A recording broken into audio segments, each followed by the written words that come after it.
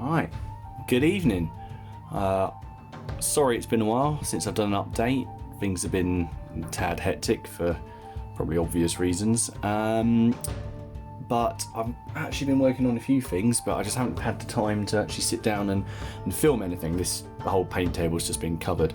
I suppose the main thing is I have finished the command stand that I was working on in the last video. So this is William Neville, Lord Falkenberg. He's the Earl of Kent for my Wars of the Roses. Yorkist force. So that's, well, these are all Perry. That's Perry metal. That actually is meant to be Lord Falkenberg. Standard bearer, just done up. And I've got a plastic footman here, so he can carry the nice sort of standard. And then I've got a metal guy here. Now, he has various liveries. So first of all, you can see from the flag, that's his personal coat of arms. And again, I've tried to sort of replicate that as best I can onto his tabard, which is quite hard when he's mounted because he's slightly slouched, so you sort of painting at an angle. So I've copied that all the way around and tried to sort of mimic a lion, a blue lion, as best I can. Now he has two badges that he's associated with, and you can probably see them on here. He's got the fish hook, and he's also got a red lion rampant. So instead of just picking one, I thought, why not do both? So there's my attempt at a red lion on that guy's livery, and then there is the fish hook on that guy. So, I mean, sometimes their badges changed. I've read somewhere as well that, you know, between different campaigning seasons they could change. They might change their colours, so you might have a mix. And then back there, oh, there we go, you can get a look at their faces. So I'm really pleased with how he's come out. And then just the same sort of basing scheme that I've used for my whole Wars of the Roses force, which is just simple ground covers, some dead grass mixed in once the grass is on there, using PVA to create weeds, and then just a mix of flowers. So I'm really pleased with him. I'm really like the sort of character of Falkenberg. He basically took the initiative at Towton, and it was his archers that apparently started the battle off against Lancastrians, firing their arrows into Lancastrian lines when Lancastrians fired back because they were firing into a wind. Their arrows wouldn't reach, so Falkenberg's men then went forward, picked up the Lancastrian arrows and fired them back. Apparently there's sources that say that all the Lancastrians could hear was the wind and the laughter of the Yorkists. If you watched the battle report that we had a couple of weeks ago, that didn't happen. The Yorkists definitely were not laughing, they were more crying. Other things I've been working on, well, to go with those, after my humiliating defeat, I just did decide to purchase a box of the heavy cavalry, which caused me so many problems. So these guys, very similar to everything else that's in the Wars of the Roses. Lots of frames, lots of options. I'm going to probably make these up as probably belonging to Lord Scrope, and maybe with a couple other knights mixed in, so I can get some nice liveries and coats of arms in there. That's where I am with the Wars of the Roses in a minute, but because of this sort of time that I've had, I've been trying to work on various projects. So next thing I worked on is one of the Renedra camp sets, and I bought this at Salute, I think it was last year, and I bought it because it's useful in so many games. So I can use this in the Wars of the Roses, Black Powder, anything really. So you get the 4 tents, these 2 beds, and you get a plastic campfire, which I've just put onto a metal washer, and then just added some scenic tufts and grass too, and tried to paint it like it was glowing embers. So a very nice little kit. I think it cost about 10 quid. These were dead easy to paint.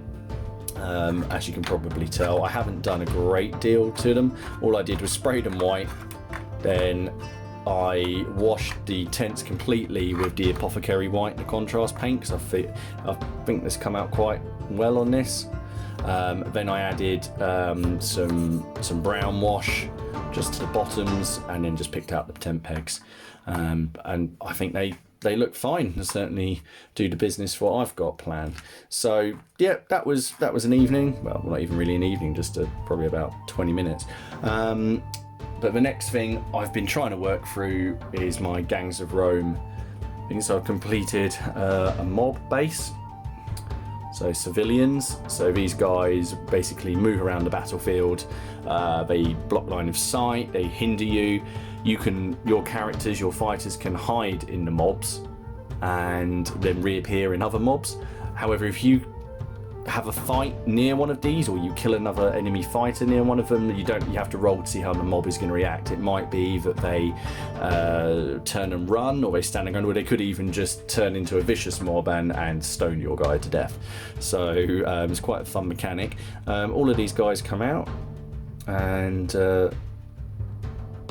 lots of nice poses that you see from the footsore miniatures.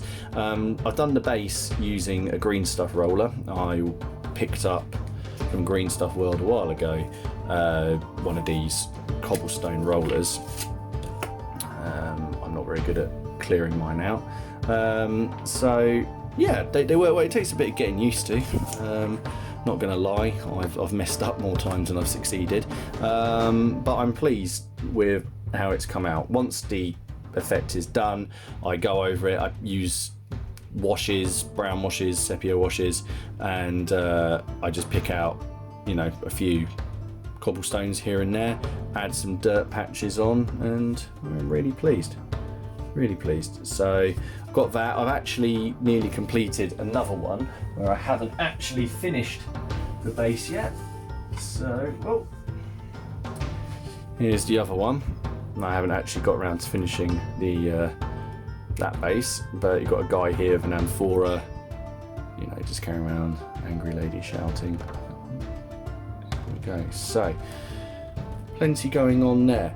Other things that are going on, like quite a lot of people, I'm just going to have to move these out of the way for this. I received my version 2 Muskets and Tomahawks book and miniatures, so very, very pleased with this. I didn't have version 1, though I had looked at it, and I really enjoy Saga. What I love about this is that they plan to go into the American Civil War, which is a period that I really, really would like to do wargame miniatures for, but because I already play and have so many Black Powder miniatures, I don't think I could face doing another huge army. So in here I got the rulebook, I got the Redcoats and Tomahawks expansion pack, the first expansion, and the cards. I'm going to sleeve these. Some people have said how thin they are, but I'll just chuck those in some sleeves. Got some tokens. I'm not doing a complete unboxing because so many people have done them already, but tokens. And I went in and I have the French-Canadian militia. So again, I'm not going to go through every single pack. In fact, probably won't even really get out. These are some of the free miniatures that came out, like this guy holding a heart. There's one wearing British uniform. There is one of the leaders. But this is going to be, after I finish Gangs of Rome, this is my project to move on to next. There's quite a lot of metal there. Be nice to paint some metal again. So lots of things on the go. And I've got one big thing which I've been working on, which I'm going to show you guys now. Okay, and here we are. So I've been working on a bit of a new terrain project, and my plan originally was to get the whole thing done and then do a video, but present circumstances mean I might not be able to pick up everything I need to finish the final pieces. So I've been working on a sort of generic Red Earth Mars fantasy board, and my plan is that this will be used for skirmish games, for anything up to, I suppose, Age of Sigmar. We play a game called Bushido, Kill Team, anything like that, anything fantasy or sort of related. I think will look good on here. So as you can see, I've used these 1x1 blocks, and these are made by Sally Forth and are called a part of their Terraformers range. So they come flat packed like this, and you build the frame. Oh, and it's not going to come off. There we go. You build the frame like that, and then you pop magnets in, and we then treat the top of this. I've just gone over this with a lighter just to burn it down, and then you stick them together, hack them apart, add whatever you want. I've cast a bunch of rock faces, rock molds, and then I stick them in using the modelling compound from Luke's APS, put some textured paint on, and then I use pigments to get the varying earth tones, and I am really pleased with how this has all come out. I think it looks fairly realistic for something that's meant to be fantasy. The only thing I'd say about these is I've had real issues with the magnets, but I think that's more down to me than this. I mean, I've got kids. I run a business. I have a fairly complicated job. But can I find the right end of a magnet? No. It's caused me more stress. I've stuck my fingers together. I've had to dig the magnets out so many times, but they clip together nicely when you get it the right way around. So as you can see, I've got 1, 2, 3, 4 left to do. This one's basically there, and I bought 6 hill sections, so I could make a valley, or I could have a hill and then a flat, so you almost have like a hill assault. They make all sorts of sizes. They do 2x2s, they do ones that you can cut roads into, or trench systems.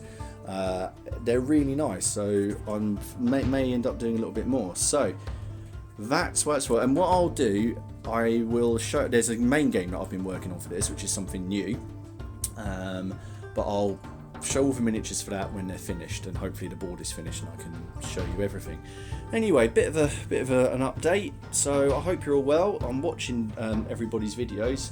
Lots of good content considering the situation at the moment. Nice to see that everyone's pulling together and keeping it going. So it's keeping me going as well. Anyway, I hope you are all well. Stay safe, and I will see you all soon. Cheers.